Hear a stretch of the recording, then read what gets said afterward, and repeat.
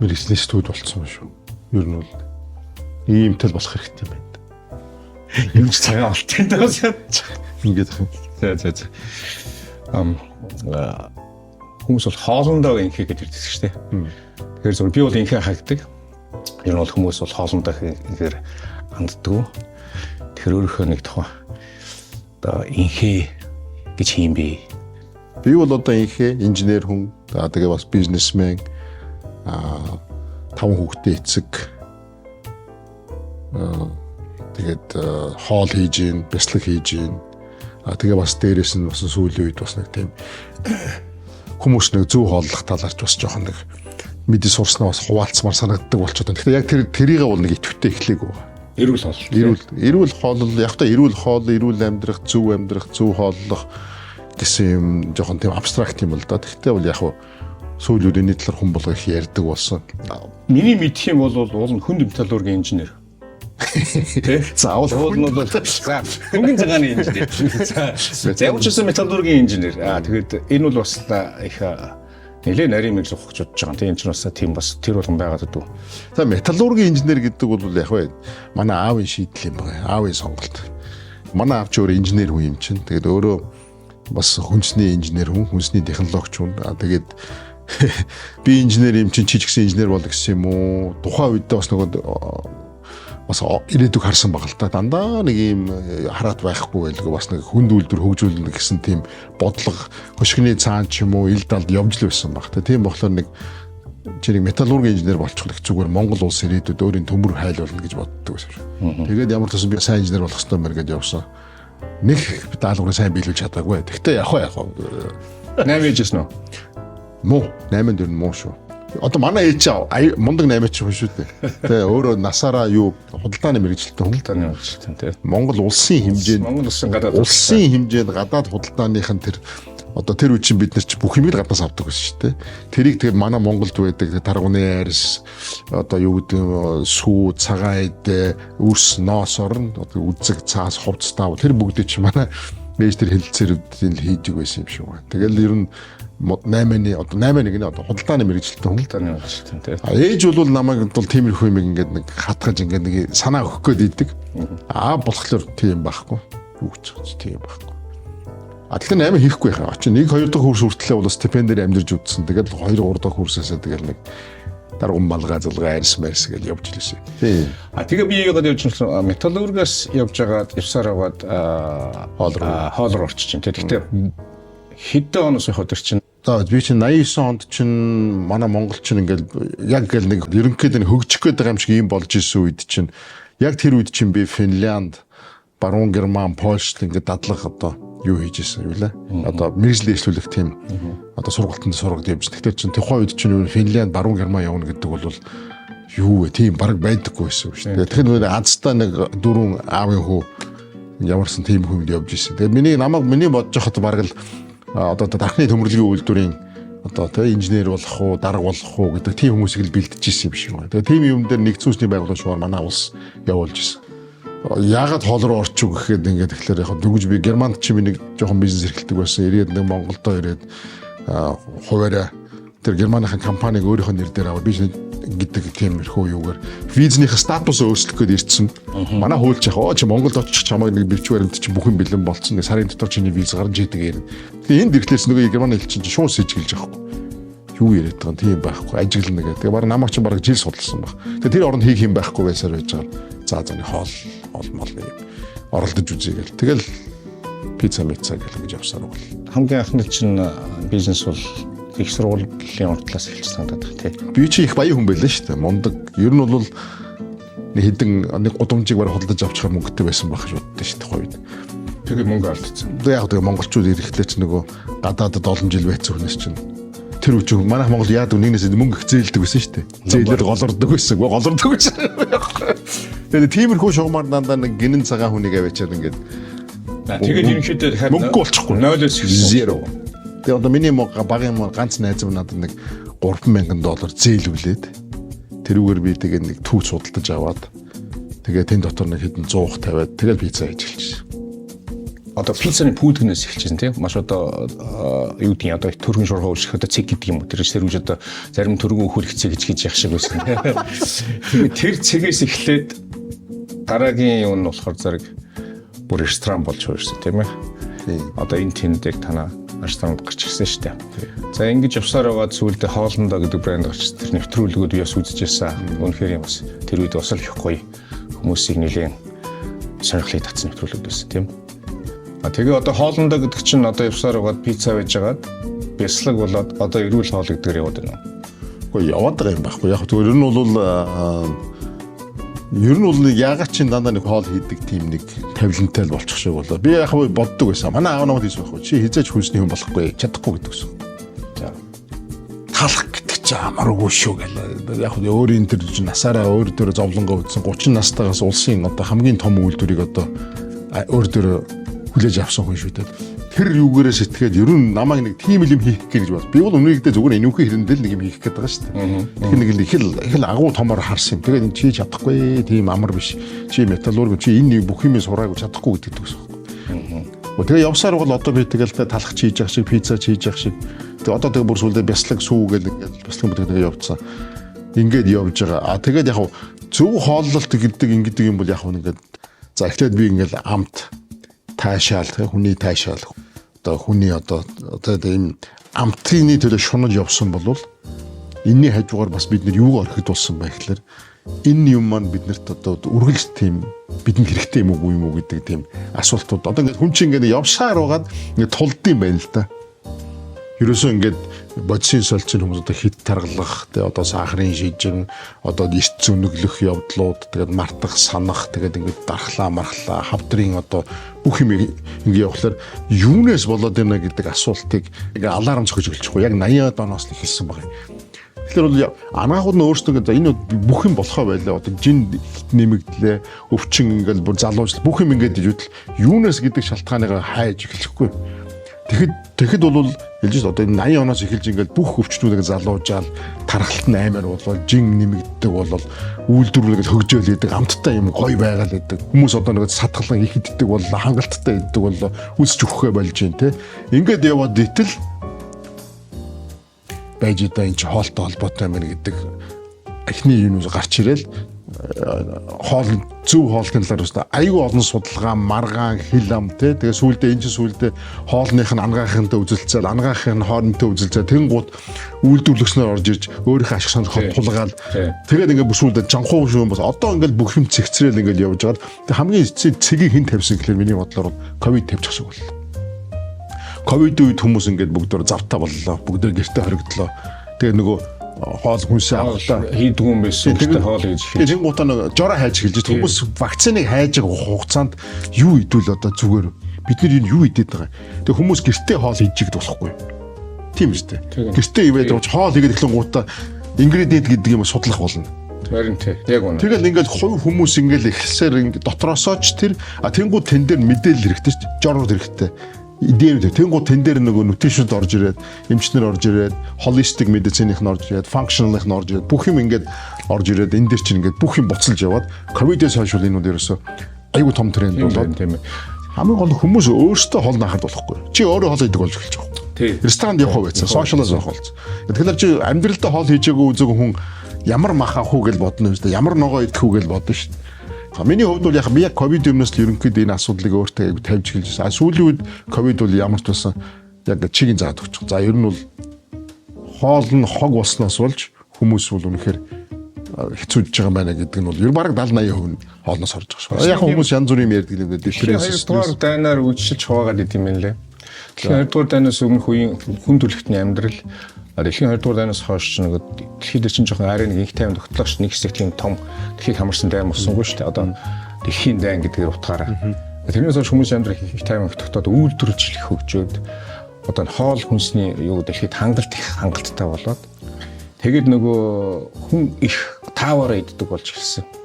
Одоо эдийн засгийн судалгаар болохоор дэлхийн 2 дугаар дайнаас өмнөх үеийн одоо юу нь бол хавдар гэдэг өвчин бол бас нэг тийм их байгаагүй юм шиг байна. Яг хүмүүс бол нэг тийм их иддэггүй байсан. Яг хүнсний хангалт бол тийм их байгаагүй гэж тооцсон юм хэлээ. Тийм үнэн. Одоо ер нь бол дэлхийн 2 дугаар дайн гэхээсээ илүү бараг дэлхийн 1 дугаар дайнаас эхэлж байгаа. Одоо дэлхийд дээр бол хамгийн хүнийг авч явж байгаа өвчин чи юу юм гэхээр канцер биш байхгүй. Ерөөсөө зүрх судасны өвчин. Шигдээс байж болно, хагарал одоо инфарктууд байж, инсульт бүх юм дан судас зүрхэн судалтай холбоотой.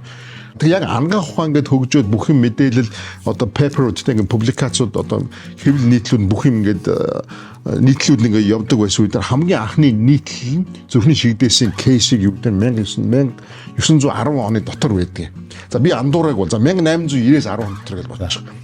Тэгэхээр энээс өмнө хүмүүс шигдээс гэдэг өвчин бол нэг байдгүй байсан бол тарах гэдэг байхгүй. Хүмүүс юугаар өгдөг байсан бэ гэхээр за аваар осол дайм мөргөлдөөн за тэгээ дээрэс нь урт наслахгүй шүү дээ амжихгүй шүү дээ. Тэгээд осгож өгөх дундаж наслалтай осгож өгөх нь сүрьегээр өгөж байна.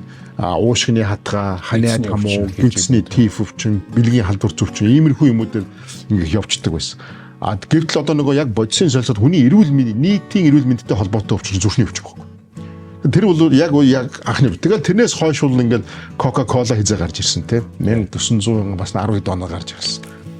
Тэгээд дараад нь дэлхийн 2 дугаар дайны үеч Америк rationing гэдэг нэг юм гарч ирсэн шүү дээ. Супер калорийтой хоолыг цэргүүдэд яах нь нөгөө юу яханд бол тийм хоол гарч ирсэн. Тэрнээс ахуулаад ер нь бол хоолыг хүн бол өөрчилж болох юм байна. Хүн одоо зүгээр ингээд иддэг шаардлагаар иддэгсэн бол одоо чамд зориулж тэ ингээд өөрчилж болох юм технологи орж ирсэн байна. Тэгээд дараад нь дэлхийн 2 дугаар дайнд дууслаа. Голландууд өстой нөгөө өхөр дээрээ ажиллаад нөгөө генийг өөрчлөлт оруулаад шүүг нөхөр чинь одоо юу гэдэг нь 10 20 литр суу гаргадаг байсан 30 40 50 литр гаргадаг болгоод ерөөс маш богино хугацаанд.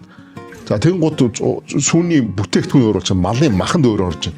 Голландууд тэрийг хамгийн түрүүж хэрэгэлсэн.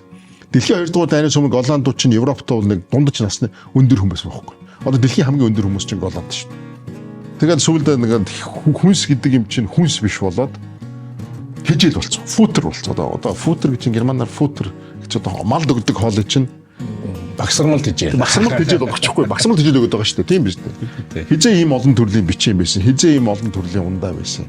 Хүн бол ерөөсөө тэгээд нөгөө чиний хэлдэг нөгөө хоол хангамжтай болоод ирэхлээр хүн олон иддэг болоод тэгээд нөгөө хоолны амтны төлөө их явдаг болоод тэгээд хүний нөгөө хүмүүс зөрчилдөд нь шүү дээ. Орой битгий идэгэл те. Орой хийх юм бол одоо ер нь бий моднаа. Одоо чи нэмнэ даруулдаг. Гэтэл зарим юм дээр болохоор зэрэг харин эсрэгээр өглөө битгий хийдэ. Өдөр нэг баг хийдэ. Харин орой илүү их идэх хэрэгтэй. Гэсэн юм яваад байна. Зүгээр одоо хуучин социалист нийгмийн үеэр бидний үеэр бодохоор зэрэг Монголд бас тийм илүү таргалтай бас нэг хагддаггүй шээ. Ер нь баг байдгүйсэн баг шүү. Ер нь бол хоолч бас нэг тийм өдрийн 3 муруу идж байгааг баг. Оройн хоол голцлоо иддэг байсан шүү дээ. Ер нь л айр болгон л оройны хоол гэсэн жинтэй иддэг. гүүж байгаа орой иддэг. Өглөө бол нэг тийм ард цайтай эсвэл нэг талах энэ төр идчихэл тэгээд бол ер нь өдрийн хоол гэж байгаад юм шиг байна. Тийм. Тэгээд одоо бодоод байхад тэр үеэс хараа муутай хүүхдийг харагддаггүйсэн гэдэг байна Монгол. Ангид бол нэг нүдэн шилдэг хүүхд нэг л ширхэг байвал байхгүй. Энэ мөрийн шүдтэй хүүхдүүд шиг юм байдаг. Одоо энэ ихэнх хүүхдүүд аппарат хийлгэж байна. Америк бол ялангуяа дараалан аппарат хийлгэж байна. Би нэг юу таарч яг хоолтой холбоотой. Тэгэж одоо ингээ харахаар зэрэг тэр үеийн хүмүүсийн хоолт нь бас эрүүл хоол харагдаад байгаа юм байна надаа. Бид нар бол ер нь бол нэгдүгээр маш энгийн хоол иддэг гэсэн. Тэ? Одоо нэг тавган дээр ингээд бодъё л ингээд тавг байлаа гэж бодох чинь энд нэг жоохон мах нь махаараа гурлаараа төмсөн ногоогоор юм байсан баг. Тэгээ тэр их жоохон. Оройн нэг тавганы хоол байхгүй. Тийм. Тэгэхээр чинь бид нэг баг иддэг байсан, цөөхөн иддэг байсан, идэхдээ дандаа бод түнс иддэг байсан. Одоогийн өнөөдрийн дэлхийн нөгөө яг тэр лөө явж байгаа байхгүй. Ер нь бол хүн нөгөө ухамсарандаа өдрөгддөг учраас би идэх ёстой гэж идээд идэг болтой шүү. Би нэг одоо идэхгүй болохгүй нэг тийм. Яг үнэ. Амтан болохоор зэрэг идэх юм олохын тулд айгүй их энерги зарцуулцдаг учраас яг болохоо байлахэр юм болж идэв. Хүн болохоор зэрэг өдрийн хоол байх хэвээр, өглөөний хоол байх хэвээр, оройн хоол байх хэвээр гэж хэлэх юм тийм аа. Яг өөрөө бол хөгжимчин хүн биз дээ. Одоо хөгжмийн зохиолч хүн. Одоо амар нутишн шиг амар зөвлөгөө өгж байна. Айгүй зоригтой зөвлөгөө өгж байна. Хөгжим би өөр хөгжмийн зохиолч. Та бол хоолных. Би хоолных биш ээ. Хоолныхоо. За металлургийн инженер хийж хэлэхгүй. Хийж танихгүй металлургийн инженер гэж. Би химч хүн, физик химч хүн. За хоол гэдгийг би бас ерөнхийдөө бол бас зохиомжч хардаг байхгүй юу. Хоол гэдэг бол яг хөгжимтэй адилхан. Ерөөс яг л хөгжим. Хөгжим чи өөр амт байхгүй бас. Амт учраас хүн бол яг хөгжмийг яг амталж мэдрэгдэг байхгүй юу. Зүгээр тэрийг хүн сонсч л болохоос чих гэдэг чинь бас хэл байхгүй юм жамсчлага байхгүй. Тэгэхээр зөв тэр композиц чинь хоол хөгжим чинь энэгээр хоолж байгаа бол үндсэндээ адилхан зарчим үл. Тий. Та тэгээд яг тэр хөгжмийн зохиолч биш та хоолны зохиолч байх хэрэгтэй байхгүй тийм үстэй. Одоо тэгээд бяслагын зохиолч бяслаг гэсэн дээрээс тэр нэг The home of really good cheese claims hip-hop music makes cheese taste best. Researchers in Switzerland, where they make Swiss cheese, exposed 5 22-pound wheels of Emmental cheese to different kinds of music, played on a loop 6.5 months, 24 hours a day. And a group of food professionals participated in blind taste tests and declared that the cheese exposed to A Tribe Called Quest tastes best. So I want hip-hop cheese. хэсэг эрдэмтэд тэр 5-6 янзын хөгжмийг бяцлаганд сонсгоод миний санаж байгаа нэг бас нэг 5-6 сар байсан. 5-6 сар битүү орчинд хөгжим сонсгоод нэг бяцлагийг яг одоо хов хоосон чимээг орчинд хадгалаад лупинг гэдэг одоо зогсоо зайг ингээл дуусахт нь дахиад эхнээс яваал ингээл зогсоо зайгуур 24-өөр ингээд 24 цагаар дуурчихж байгаа байхгүй юу. Одоо хөгжмөөр амраахгүй гэсэн үг тийм. Тэгээд тэр тийм туршилт хийгээд дараа нь нөгөө бяцлагуудаа гарч ирэхгүй энэ хөгжмийн давтамж энэ ферментэнд нөлөөлж гин үү гэдгийг л одоо судалсан. Тэгээд хөгжмийн давтамж гэдэг чинь өөрөө жанраас хамаарат янзад болчихж байгаа байхгүй юу. Тэр янзын хөгжим болохоор зэрэг сонгодог, jazz, rock, hip hop. За юу вэ лээ. Нэг ийм хүү янз хэдэн хөгжим байгаа. Хөгжимгүй байсан бяцлаг нь бол хамгийн одоо бага ферментэнд орсон байгаа байхгүй. Нөгөө хөгжимтэй хэдийнхээ гүйцээгүй байна. Тэгээ нөгөө хөгжимтэй хэдийг үзээд ингээд үзэхэд хамгийн мундаг одоо их илүү амттай болсон одоо урвалд орсон одоо бас чихэрлэгдүү болсон юм гэдэг. Тэр нь болохоор зэрэг тэр sweet note. Тий. Тэр нь болохоор зэрэг hip hop анаа явцсан баг. Бүр мэдтгүү hip hop-ын чиз илүү болсон гэдэг юм.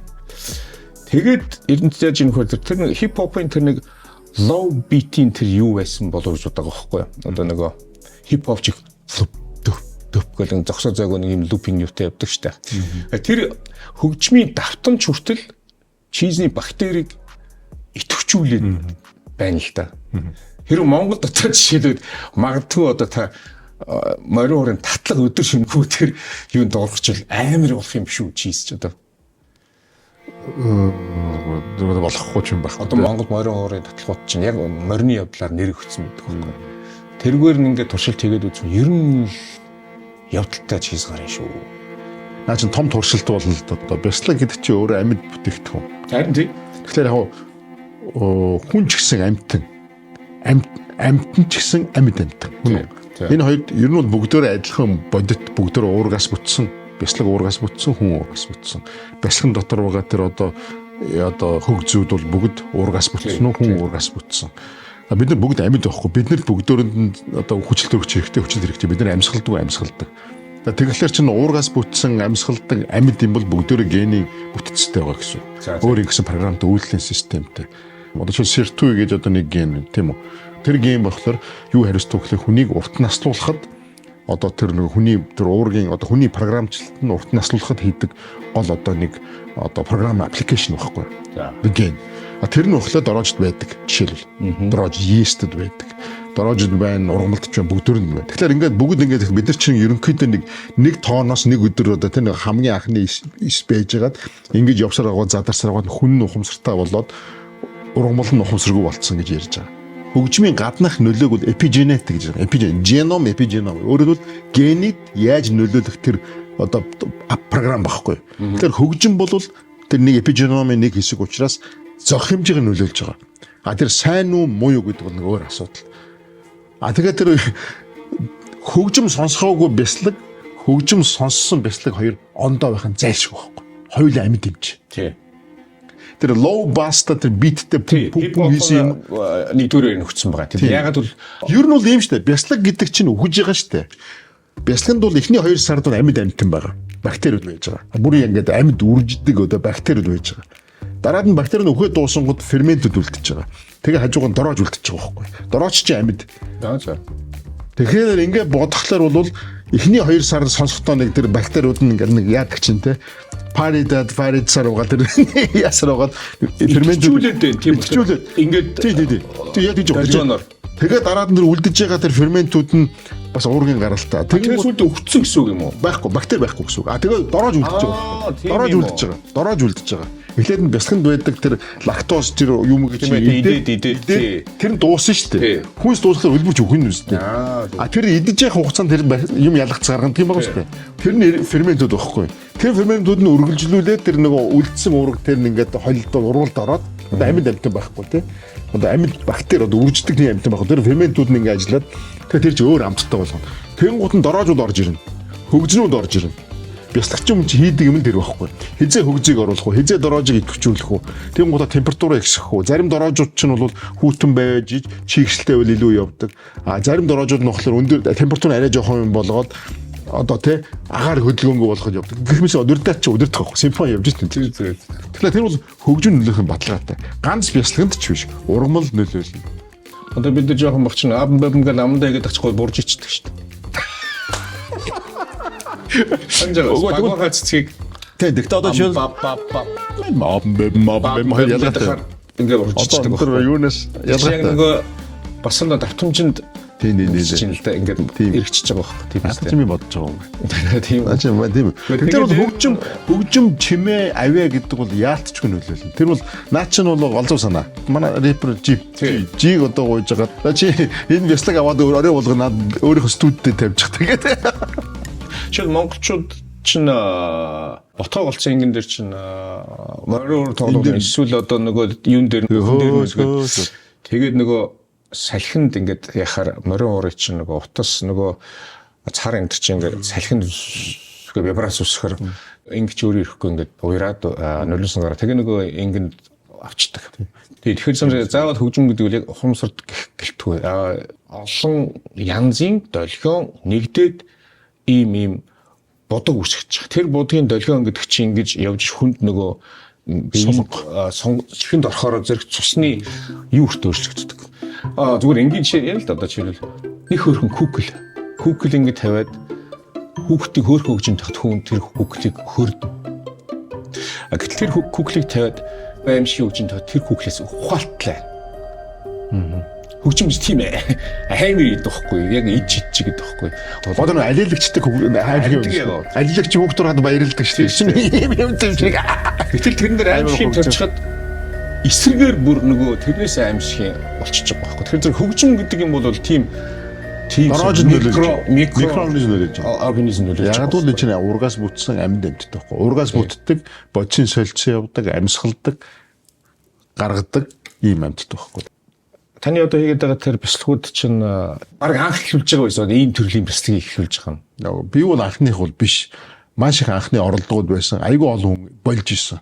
Бүтэхгүй юм байна. Зөв. Монголчууд Монгол хязгаарч бяцлаг хийхгүй юм байна. Зовлонтой юм байна. Зарж болохгүй юм байна. Хүн идэхгүй юм байна. Тэгээ дээрэс нь малчт нь хэцүү юм байна. Мөхөр нь хэцүү юм байна. Айгүй олон хүмүүс бяцлаг хийж исэн. Хийх гэж оролж байсан. Янз бүрийн төслүүд. Гадныхан монголчууд монголууд сайн дурынхан ингэж хийж исэн боловч тэндээс нэг шалгараад үлдсэн 1-2 л хүн байдаг. Юу тийм хийж исэн юм урд нь. Хийх гэж оролж исэн. Тэгээд яг хав 94 оноос хойш одоо хамгийн нэг ч одоо нэг хустай нөгөө тахиг аваадсан шүү дээ. Тийм. Тэгэхээр тэнд байгаа ард дэргэдийг яг холдуулах болно шүү дээ. Нүүлгэх болно. Нүүлгэх тэр хүн одоо амьдралын арах юуг бол их үсрэг болно доо. Барууных нь гэж ойлгож шүү дээ голландынх нь. Тэнгуутаа тэгвэл энэ хүмүүст бид нэр донаа одоо хандивлаад бяцлаг хийхийг зааж. Хавдаг хийх зааж. Тэгээ эдгээр ингээд борлуулад ингээд амьдрал нь дээшлэг гэсэн. Тэгээ ингээд 2 вэ 3 үйлдвэр оруулж өгсөн байдгийг. Тэр төслийн хэмжээгээр нэг 2 хүн хийсэн. Төмөр хойгоо одоо болтол хийж байгаа. Гэхдээ их багаар хийж байгаа. Тэгээд бас өшөө манай цэцгэгч тэр төсөлд явж исэн санагдаж байна. Тэгээ энэ ийм 2 хүн байв. Бусдын тэгээ бүгд болцсон. Яг би гэдэг хүн болохоор гаргаж ирээд энийг яг нөгөө зах зээлийг хөгжүүлэхэд танин мэдүүлэх. Тэгээд ингээд энийг чи хөгжүүлээд нэг салбар болтол нь явуулж байна. Салбар. Одоо ингээд манай хах гэж одоо айгүй олон үйлдвэрлэгчтэй болчиход олон ч байх юм те. 7-8 үйлдвэрлэгчтэй болчлоо те. За энд бол миний гавья гэх биш яг миний нөлөө бол байгаа. Тэгэхээр хүмүүс аюул бяцлах хийхийг оролдож байна. Заагаад өгөөч гэж гуйж байна, хүсэж байна. Одоо ингээд шин салбар болоод жил болгоно нэг 15-аас 20% өсөлттэй хамгийн одоо яаж байгаа салбар болж байна Монголын. Тэрийг эзнэр энд одоо ямар өөрчлөлт орж байна? Үгүй чи одоо намайг тоглоод байна уу? Эсвэл шалгалт тийм байгаас тий. Одоо яг цагаан эдэний бяцлаг гэдгийг миний санахад ер нь жоохон шингээ алдах цэцэг галц үед бяцлага идэхээр одоо тий өтгөө хатаадаг тий одоо жоохон шингээ галц үед баруун юмс болж байгаа соёлын бяцлаг шал өөр бяцлаг шүү дээ. Тэр манай тэр чиний ярьж байгаа тэр бяцлаг гэдэг бол хүнс. Уургийг өөрөөр тэр сүү илбэг байгаа үед хурааж аваад өвөл хатуу цаг ирэхэд эсвэл одоо ингэж ирэхэд бид нэр идэх юмтай байх хэрэгтэй хүнсэл бэлчээ гэсэн үг байхгүй. Тэгэхээр тэр хүнс байхгүй. Ааруул, эзги, бяцлаг бүгд хүнс, тос, өрөм. Тэгээ цагаан тос, шар тос бүгд нөөцний хүнс шүү дээ. Нөөцийн хүнс. Өөрөөр бид нар survival. Энэ өвлийг давахын тулд, хаврын тэр хавсрыг давахын тулд бид нар хүнсээ бэлтэж байгаа байхгүй. Борцоо бэлтэж гин, бүх юм бэлтэж байгаа шүү дээ мацгаа. Тэгэхээр энэ хүнс байхгүй. Тэгэхээр энэ бол үнэхээр топ хүнс. Франц ч гэсэн хүнс байсан байхгүй. Тэгэн гутаа энэ чинь одоо Франц одоо юу гэдэг нь 200 жилийн өмнө нэг 20 30 төрлийн бяцлагтай байсан баг. Одоо 300 400 бараг хамгийн сүүлийн тоогоор 700 төрлийн бяцлаг байна гэж байгаа. Францууд хийж. А энэ хүртлээс одоо манайх шиг энгийн бяцлагаас энэ хүртэл энэ дотор ч маш олон боломжууд байна шүү дээ. Хүмүүсийн урлагийн сэтгхүү, онгод орсон үедээ янз бүрийн солиотой санаанууд амтыг ирэл хийж юм. Тэгээ энийг ингээд тасгадаг бизнес болгож юм. Тий. Чи зүгээр ингээд энийг би нэг килограммын 10,000 10 одоо юу гэдэг нь төгрөгөөр бод зарах биш. Энийг би 100 төгрөгөөр зарах боломж гарч байхад яагаад хийхгүй гэж. Жохон илүү хөл, жохон толгойгоо ажилуулна, жохон үт хорхоо шавж, тэгээ бактериудтай ажиллана, нөхцөл бодлоор толгойгоо хөгжих байхгүй. Энэ ингээ дэлхий явцсан. Тансагл болсон, одоо юу гэдгийг зэндар руу орсон, соёл руу орсон. Тэгээд амт таашаал бүх юмнууд ингээ явсаар байгаа хөгжөөд явцсан. Манайх бол яг 1000 жилийн өмнө хийж исэн юм уу да хийж л байгаа. Энэ бол бидний генд байгаа юм баг. Хийх ёстой, идэх ёстой. Тэгэхээр ялгаа юу вэ гэдгийг хүмүүс ингэ явах. Танай бяцлаг гэдгээр бид нэр хайгаад байна. Гоё амттай пас хатах байх гэж яриад. Яг миний хэлсэн бяцлаг гэдэг бол жишээ нь манай Монгол бяцлагыг яаж хийдэг. Манай Монгол бяцлагыг хийхин тулд одоо ямар голдуу ямар сүүгэр хийдэг гэхээр нөгөө өрмийн аваад ингээд өрмийн аваад тосын аваад үлдэгдэл тэр уургийн шахаад хийж байгаа шүү дээ. Өтгөн ягаа хатдаг. Тос байхгүй учраас цөс одоо ингээд бид нэр тос уухад тостой хоол идэхэд цөс ялгараад цөсийн олон функцийн нэг нь бас тэр нөгөө цаашаа нөгөө юм чинь гулгуулахын тулд хэрэглэгддэг юм багхгүй юу? Тосгүй бяцлаг идэхлээр бидний одоо иддэг тэр бяцлаг идэхлээр чинь цөс ялгарахгүй гэсэн үг шүү дээ. Тос идэх жижиг цөс ялгарна шүү дээ. Тэгэхээр цөс ялгарахгүй болохоор чинь тэр нөгөө одоо тосгоо байхгүй нэ гэсэн үг. Тэгвэл зуураад байна гэсэн үг. Тос нууцна тосоо шүүбэрээ үнцгэн юм гарахгүй гэсэн үг. А тэгэхэд бол юуны бяцлаг гэдэг бидний одоо энэ барууны хийдэг энэ бяцлагууд бүгд тостой. Цөцгийг авах нь авна. Гэхдээ жишээл хитэг цөцгийтэй бол цус чинь нөгөө бяцлагын цэцлэг чинь хуршмал амттай болчих гээд байгаа учраас нормализац гэж ярьдаг. Тэгшдэг. Өөрөөр бол уурга тосны харьцааг заавал үлдээдэг байхгүй. Тэгээд дээрэс нь ферментчлэгдээд уурга нь шал өөр. Өөрөөр тэр уурга чинь бид нар шахаад л идэж байгаа шүү дээ. Эсвэл хатаагаад идэж байгаа тийм манай Монгол бяцлаг бол. А тэнд чинь бол бид нар эхлээд нь бактерид өгчөж байгаа байхгүй. Аль миний өмнөөс надад жажлаад боловсруулад миний ходоодонд гоё болгоодох, хэрэгтэй болгоодох, тэжээлэг болгоодох, амттай болгоодох гэд бактерид өгчихсөн.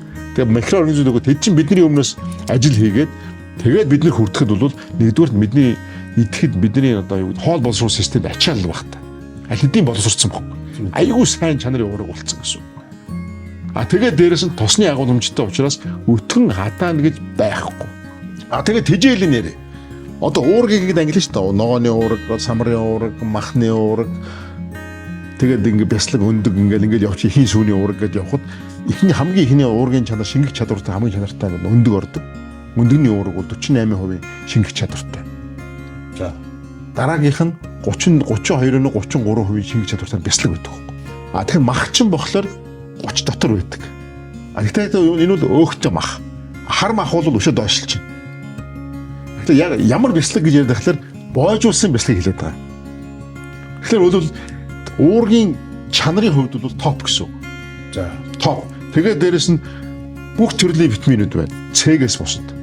Тэгээд тэр хүн дутагддаг йод байна, тэр селен байна, фосфор, тэгээд Б-ийн төрлийн бүх витаминууд, Д витамин хүртэл байна тий. Е-ийн төрлийн витаминууд байна. Энэ бүх юмуд чинь хамгийн одоо гой хэлбэртэйгээ энэ бяцлаганд байдаг. Шинэ бяцлаг биш, боожцсон бяцлаг.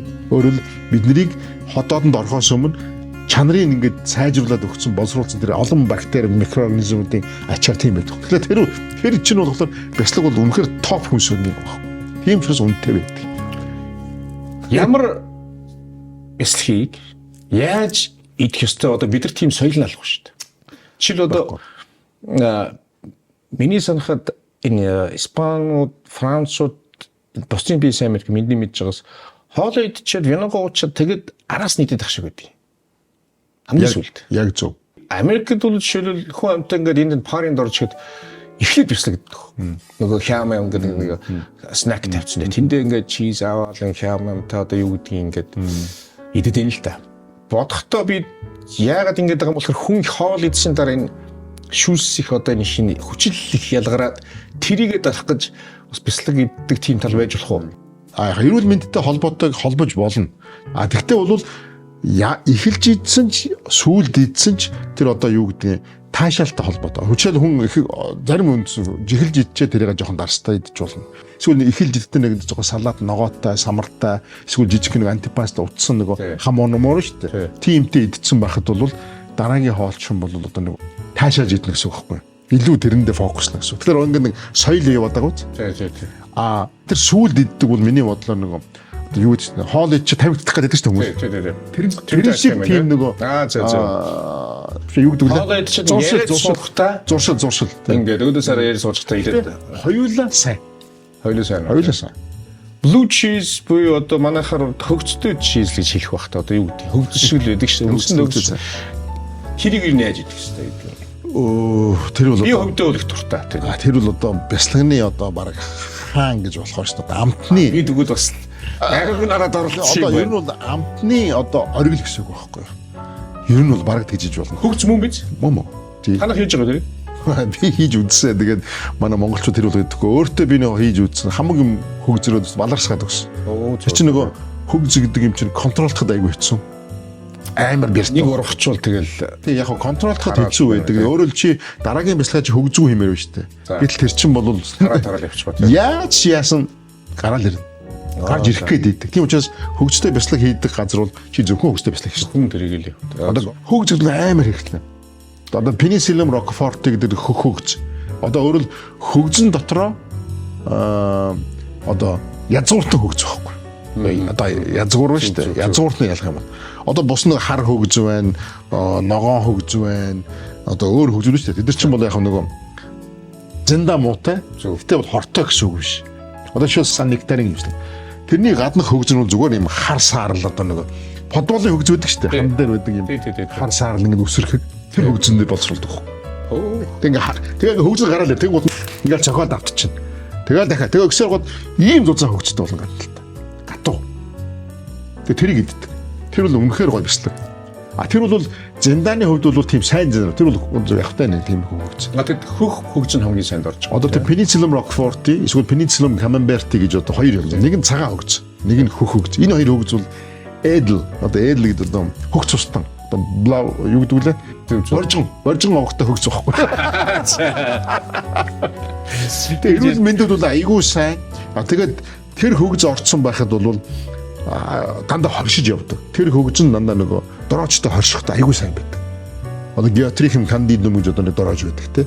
Тэр бяцлаганд байдаг ер нь өөр. Тэгэхээр тэрийг ингэж айгүй өдөөж гаргаж ирээд тэгээ тэр бяцлагууд бол тэр хоёр хойсоод ирээд тэгээ дээрэс нь зүг юм бол галзуу шүү дээ. Тэгэл тэрийг зүгээр шотнод хоолнд хийхэж болон зүгээр идсэн ч болно. Дээд зэрэг баг. Ер нь хэр их идэх тунгаар хэрэгтэй байдаг. Бас мэдээж ихэр идэх нь бол сайн бичлэх багсан. Гэтэ тэр чинь нөгөө өөрөө хүчтэй бяцлаг учраас чамаа тэгж хийлүүлэхгүй. Их хийлүүлэхгүй. Цаанаас нь одоо болно гэж.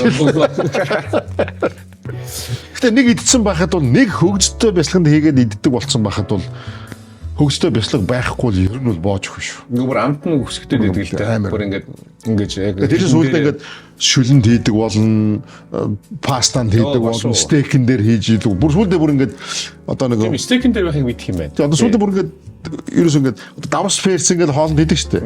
Тэрэн шиг нөгөө тэр хөгжтэй бяцлаг л ингээд хоолнд орохгүй нэг тийм жоохон донтол руу орох гээд байдаг. Муу донтолт биш ээ. Сайн донтолт гэсэн. Зүг.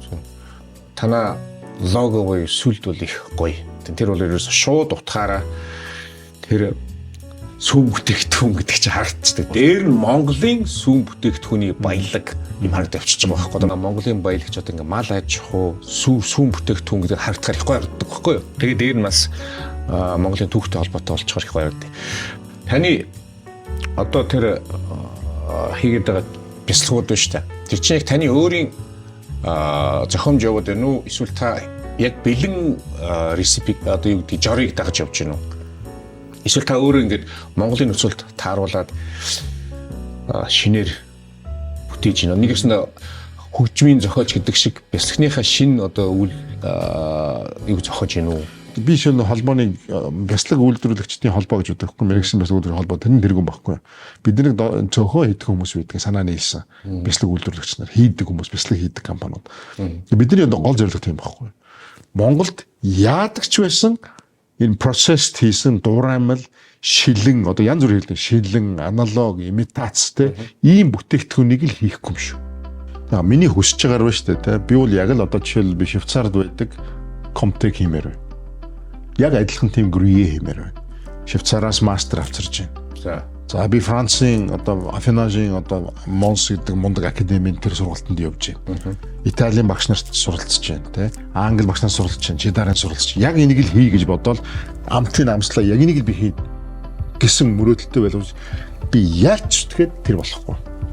Тэгэхээр чин би надад ямар сонголт байна? Би өөрөө л зохиогоос өрөхгүй болж байгаа. Одоо би надад ч явах гэдэг л тэр Cheese Republic гэдэг одоо энэ бренди чинь cheese нэрнүүд нь ямар байдаг юм. Нэгдүгээр би нэг юм зохиох гэдэг шүү дээ. Тий. Ганц би ч биш бид нар гэж бодъё тийм үү. Бүтэлтэй байна уу, бүтлгүй байна уу гэдэг асуудал. Тэ? Бүтлгүүд чинь голдуу бүтлгүүд чинь. Ер нь бол бүтлгүүд чинь гэдэг нь юу гэхээр бид нар одоо тэр Comtech гэдэг бяцлагыг хийж чадахгүй байна гэсэн. Болохгүй байна гэсэн. Гэсэн үнэрэг дээр бүтээд байгаа байхгүй. Ягаад гэвэл бид нар тэндээс өөр байх боломж гарч ирж байна. Өөр байгаад байна. Яаж ч одоо чи манай Швейцар мастер одоо бид надтай 14 жил нэг жил 2 жил алгассан баг. Жил болгон ирж бид хоёр нэг 3 4 хүн бэлтгэн дээр ажиллах гэж оролдож. Хизээч жил тэр жилдээ ажиллах юм болохгүй. Тэгээд сүүлдээ бид хоёр хэрэлдэн муудалцсан. Юу тэгээд чи нодлын ингэс. Гүй наа чи сүүний анализ хийхлээр одоо судал ихлээр ондоо гараад байна. Амсгад ондоо болоод байна. Тэгэхээр технологи өөрчлөхөөс арга байхгүй.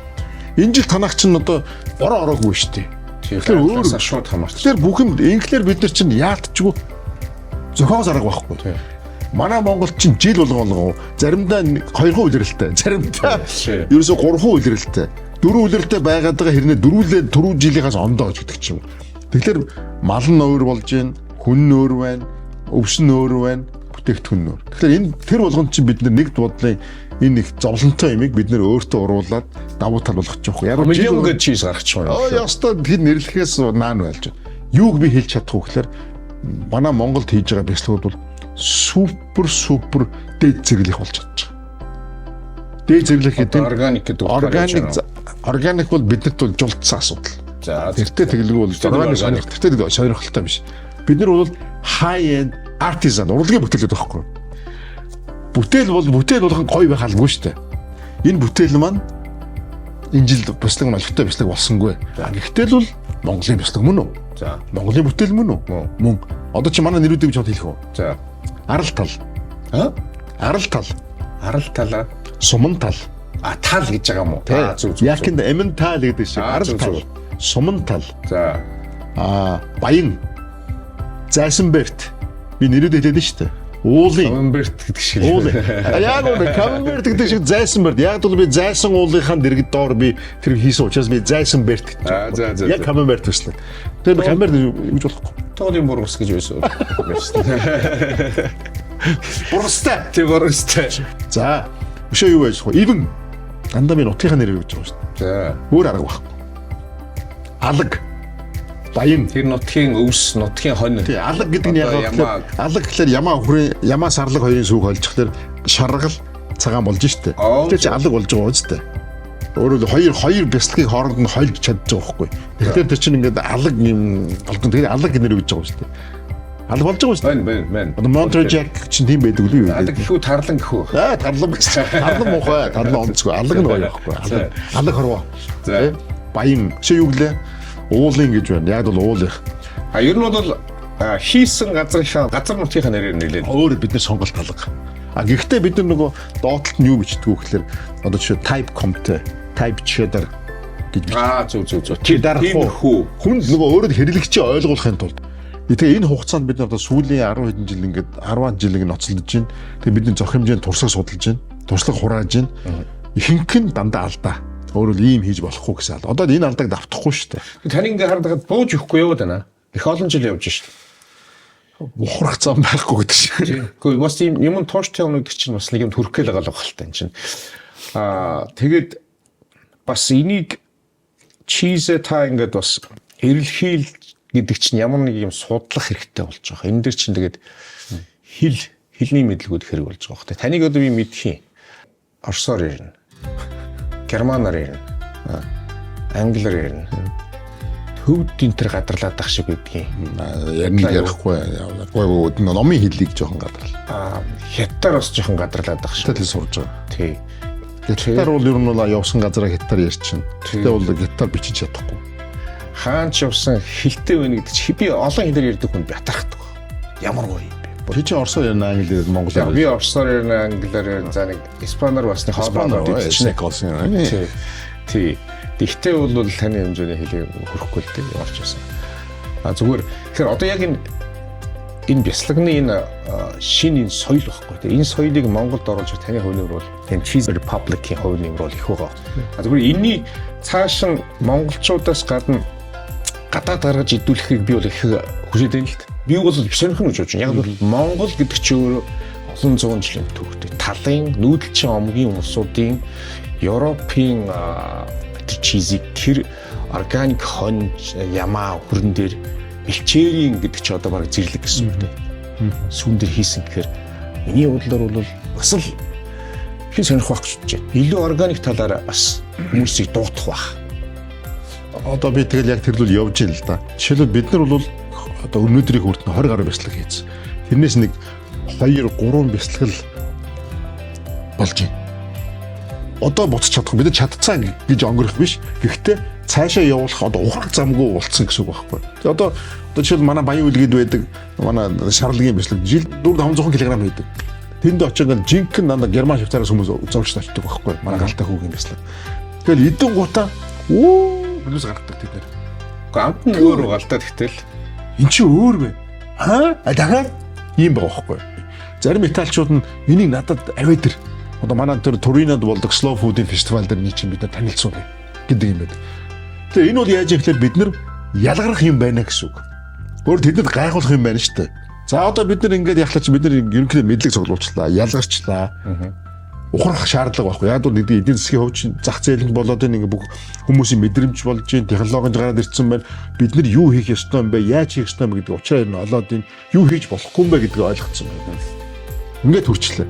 Экспортод гарна гэдэг бол 10 жилийн дараа магадгүй. Энэ чинь зэс биш. Нүүрс биш. Тийш. Чи амьд юм байхгүй. Соёлтой холбоотой. Хүний эрүүл мэндтэй холбоотой.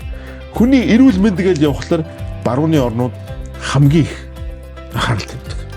Бүх тал дээр шалгана. Бүх тал дээр инспекц явуулна. Бүх юм чинь баталгааж болно.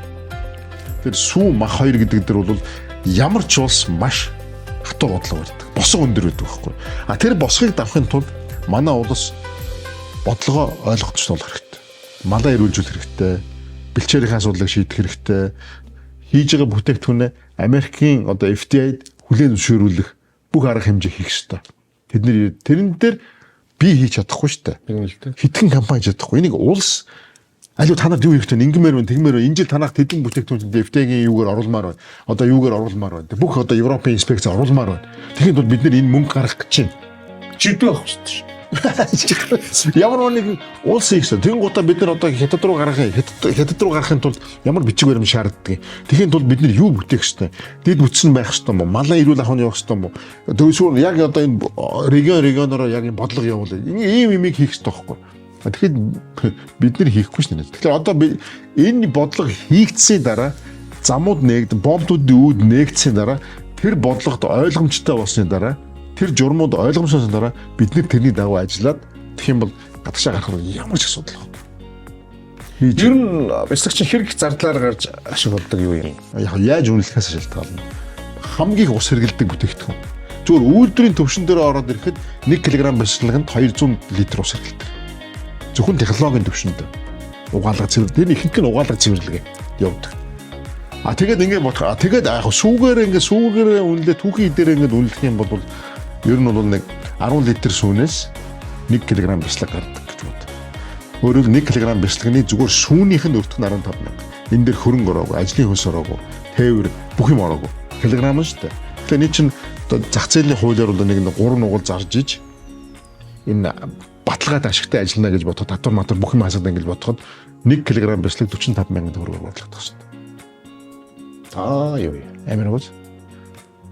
Тэгэхэд бол яг цагтаа бол бид 708 төгрөг сүү авдаг байсан. Тэр бол хэдэн жилийн өмнө шүү дээ. Одоо л тэр бай байхгүй шүү дээ. Тэгэхээр бид нар бол яг цэвэр бүтээгдэхүүн хэрэг хийдэг учраас бидний бүтээгдэхүүн хямдхан байх боломж байхгүй. Гаднаас импортоос орж ирж байгаа бүтээгдэхүүн гэхэд чинь ихэнх нь нөгөө хиймэл бүтээгдэхүүн бяцлагын одоо Монголын аналог бяцлагууд байдаг учраас тэд нар чинь хуурай юугаар явж байгаа үйлдвэрийн учраас өртөх нь айгүй бага. Айгүй хямдхан. Бараг амьд бүтээгдэхүүн байхгүй шүү дээ. Ургамлын тос хамгийн хямдхан тос palm oil тий. За тэгэн гутаа буурцгны ураг soy protein хамгийн хямдхан, хамгийн гений өөрчлөлттэй бүтээгдэхүүн. Дээрээс нь хуурай сүү. Энэ бол ерөөс ямар ч тэжээл байхгүй. Тий хуурай сүүний өгцөн одоо ингээд одоо зангирсан уургууд байж. Энэ бүх юм хямдхан байхгүй. Чиний эхний 1 тонн 1 кг чиний сая килограмтай яг адилхан. Яг одоо технологитой. Аюу амархан шүү дээ. Ус хийлээ, энэ хийлээ, холилоо, чангалаа, шахлаа, гүзээ. Өнгө оруулаа, амт оруулаа, гауда шиг амттай болно. Чедарын амтлах чи чинь. Одоо ингээд бүх юм ингээд хийгээл сайхан шахаал, бөөрнг гуруулж, дөрвөлж хийгээ явж. Энэ л тэгээ эн чинь өртгөн аюу хямдхан байхгүй. Үйлдвэрийн бүтээгдэхүүн учраас. Цэвэр сүүгээр хийсэн одоо Европын одоо бид нар дэлхийн стандартын үнэтэй сүүгээр хийсэн үнэтэй хийж байгаа бяцлагнаас хямдхан байна гэдэг чинь тэр чинь хууль бүтээгдэхүүн байхгүй, буруу бүтээгдэхүүн байхгүй. Тийм болчихсон юм. Амар байхгүй. Тэгэхээр яг жинхэнэ бяцлаг ямар үнэтэй байдгийг, хэмээр бяцлаг ямар үнэтэй байдгийг, манай бяцлаг хаана вэ гэдгийг ойлгочихж байгаа шүү дээ. Тэгэхээр бид нар бол хямд үнэтэй биш байхгүй. Билээ өртгөн Монголын үйлдвэрлэсэн бяцлаг бол ойролцоох нь 45 мянган төгрөг болж байна. Энээс өндөр зарж иж бид нар ашиг олно л гэсэн. Тэгэхээр гоё ажил. Дандаа амьд өвтэй харьцдаг. Хүн амьд, мал амьд, бяцлаг амьд тэнэтэйгээ ярилцсан, агшин тавин заримдаа аргад нь бүчнээ юм бол болж байгаа. Тэгвэл одоо тэгэл одоо бараг л нөгөө хүнсний ямар юмны ажилтан болох болцсон юм байна дөө тийм үү? Хүнсний юу? Хүнсний тэргүүний ажилтан. Хтай юу? Тэ. Юу гэдэг юм бол хтай гэдэг үү? Энийг хасаараа за ийм юм ярихгүй юм байна. Манайх юм хасдаггүй шүү дээ. Тийм үү? Ийч асахгүй. Яг урсаад үлдсэн нэг тийм хүнсний тэргүүний ажил хийж байгаа юм шиг сонсогдож магадгүй. Тийм байхгүй. Би бол тийм өгсөн ч авахгүй. Та яалаа гэж авахгүй гэж байна шүү дээ. Гэхдээ авахгүй гэж би хэлдэг нь яг хатгүй хэлж байна. Буруу ярьж магадгүй. Би ч бас жоохон тийм юу гэдэг хүн шүү дээ. За яг нөгөө өөрөө ярьдаг юм бол яг төрийн сүлдөр шөлөх бах тэрнээс биш. Манай аав заа юу.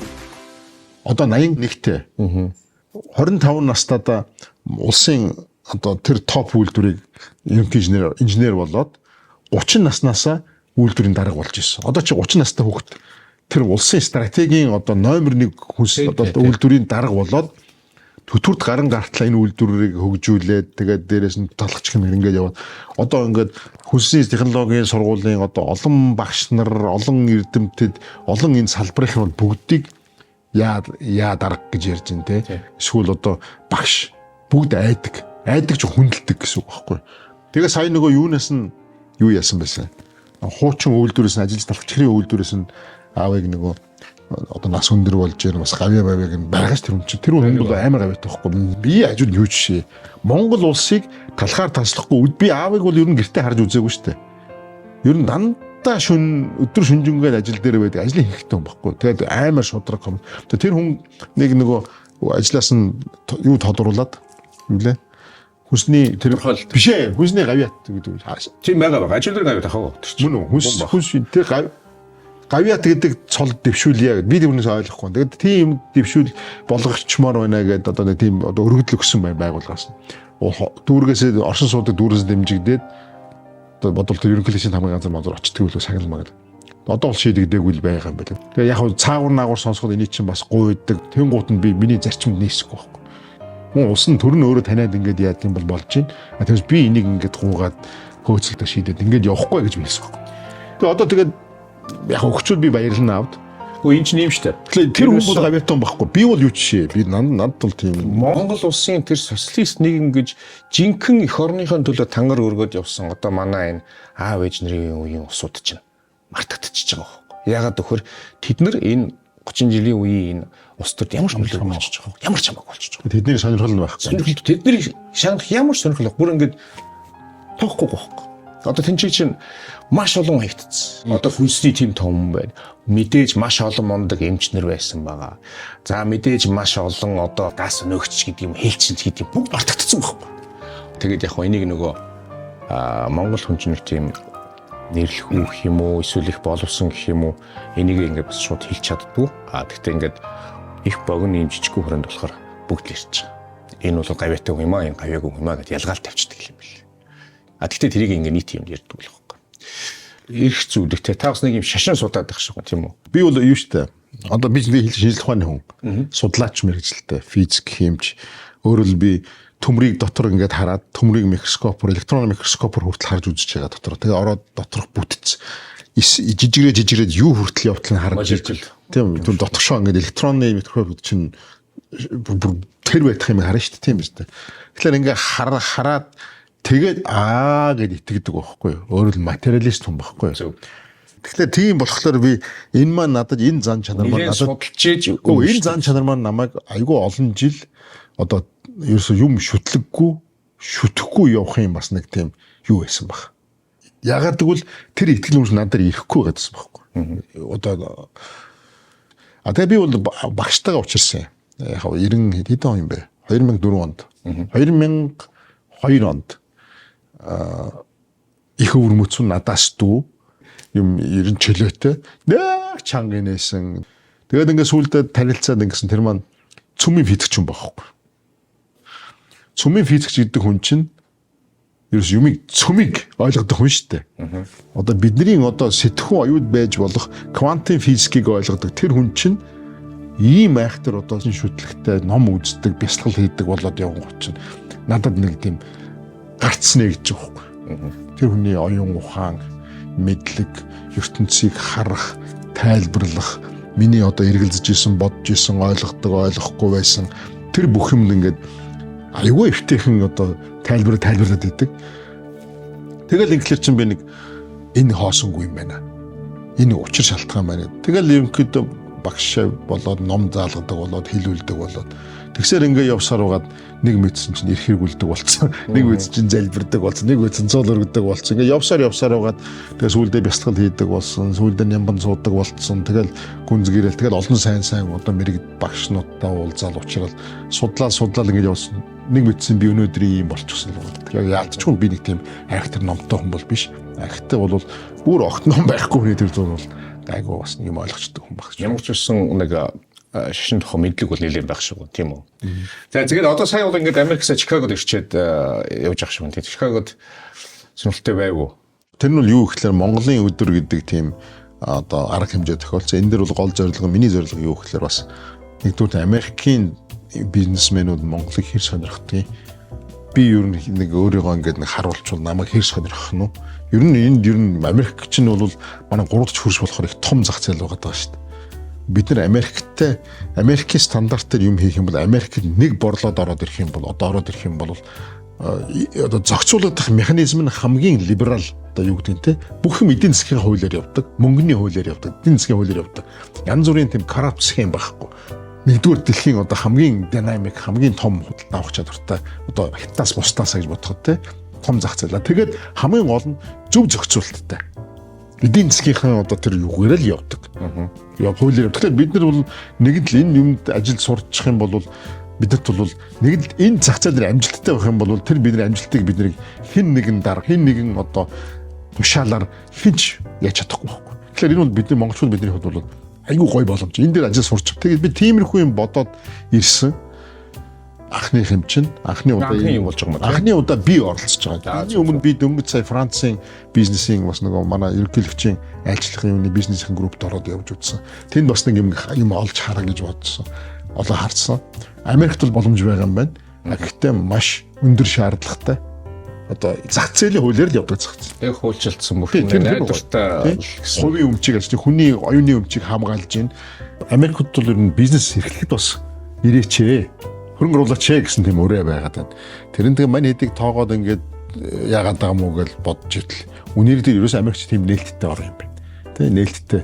Тэгэхээр Америкууд тэдний бас нэг юу анхааруулж байгаа гэхээр манай Америкт бизнес нээхэд аюу амархан өөр хэлжсэн шүү дээ. Бизнес өдөрөөс нь бараг нэг хэдэн мянган дотор бизнес нээжтэй юм байна шүү дээ. Тэгээд бол дараагийн алхам нь юу хамгийн гол чухал нь юу гэхээр татвар сайн төлөх хэрэгтэй юм байна. Бүх төвшөндөө чи татвар төлөгч шүү гэдэг ойлголт тэр хүмүүжлийг бол энд нь ойлголцсон. Тэр энэ магадгүй энэ бол аюу зөв зам юм байна гэдэг л ойлгоод байна. Манайх бол одоо би иргэн гэж омгорхосоо илүү би татвар төлөгч гэж омгорхох ёстой юм байна. Түрүү нэг жоохон хошгоноод Монголын одоо ийм Европын соёлын бяцлагны шинэ ирэнг нээхэд том нэмэр болж байгаа ч зүйлдээ нэгэн шинэ түүхийн гавьяа болох болтгой гэдэг. Тэнд бас нэг тийм сайхан эрүүл хэлцээ. Тэгээд энэ бол маш их нөр хөдөлмөр бас төвчээр шаардлагатай хөдөлмөр баг. Тээнийхээ төлөө бас буцалт одоо нөгөө ямар хөр гэдэг үлээ нэг юм урагшаага ганцхан харж явдаг. Тий хэрс. Яг rhino. Яг одоо зөвхөн тийм тууштай л урагшаагаал явах юм. Тэр хэрсэг тийм чадaltaй тийм хүчтэй байх болцоо гэдэг байна. Юу ч мэдэрдэг үү.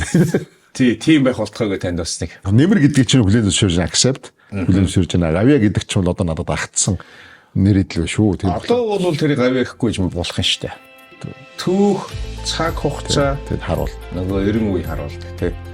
Тэгээ хоёул энэ үргээд өнөөдөр энэ ярилцлага дуусгая. Тэгээд цааш тийм хүнсний уран бүтээлд яг гой хүнсний уран бүтээл чинь уран бүтээлч хүнээс олон сайхан оргилон, шинэлэг, шин амт, шин үнэр, шин түүхийн хуудсыг нээх болтгоо гэдэг хэрэгчдээ танд босгоно. Болж баярлалаа. Ах トゥ гэж хэрэг вэ нөө? Гомэд ямар хамаатай. Хүн болгоо мэдэн штэ. Сайн байна хаа юм аа.